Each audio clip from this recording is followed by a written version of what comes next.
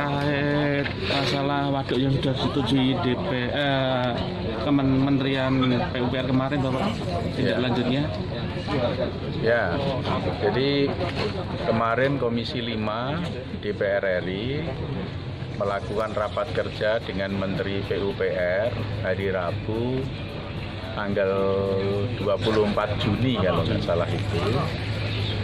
Dalam rapat kerja itu diambil satu kesepakatan bahwa pembangunan Waduk Cabian di Desa Guyangan, Kecamatan Winong, Kabupaten Pati itu terakomodir dalam program pembangunan oleh Kementerian PUPR.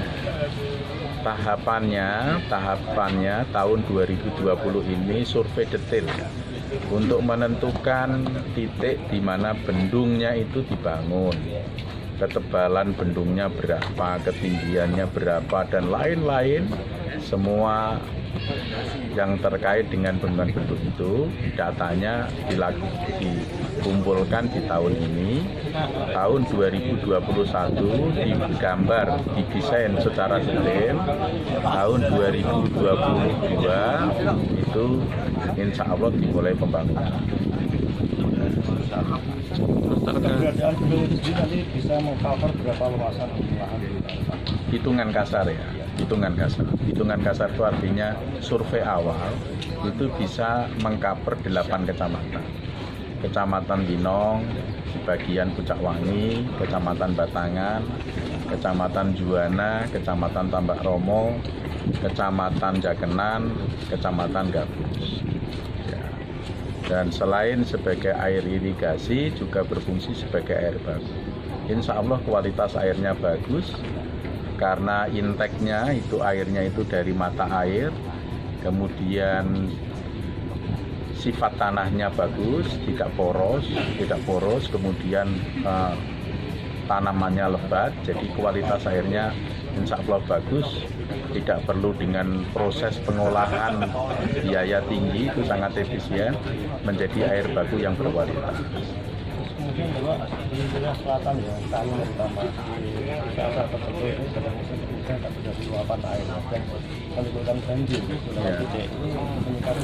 Ya, jadi saya sudah berkoordinasi dengan Dirjen Sumber Daya Air Kementerian PU, sudah ditindaklanjuti oleh Kepala Balai Pemali Juwana yang ada di Semarang. Jadi ada dua masalah yang krusial di Kayen, Tambak Romo, Sukolilo, pokoknya Pati Selatan, sekitarnya Gabus juga. Masalah yang krusial itu ada dua, yaitu banjir ketika musim hujan, kering ketika musim kemarau. Kami sudah memetakan, staf Balai Besar Pemali Juwana itu sudah diturunkan di wilayah Kayen dan sekitarnya itu sudah sejak 2 bulan yang lalu. Titik-titik mana yang menimbulkan banjir itu sudah disurvei, dan titik-titik mana yang menimbulkan berdampak kekeringan juga sudah disurvei. Ada beberapa kegiatan yang akan dilakukan di tahun 2021, yaitu normalisasi sungai, kemudian dibangun bendung di beberapa titik, kemudian dibangun embung. Nah, kemudian ada juga yang banjir disebabkan oleh karena sarana prasarana yang dimiliki oleh pemerintah provinsi. Utamanya banjir di depan Rumah Sakit Kayen. Kami sudah koordinasi dengan Kepala Dinas Bina Marga Jawa Tengah, Pak Anu. Sudah perintah stafnya kira-kira 3 minggu yang lalu melihat secara detail di Kayen, khususnya di sekitar jalan provinsi ini.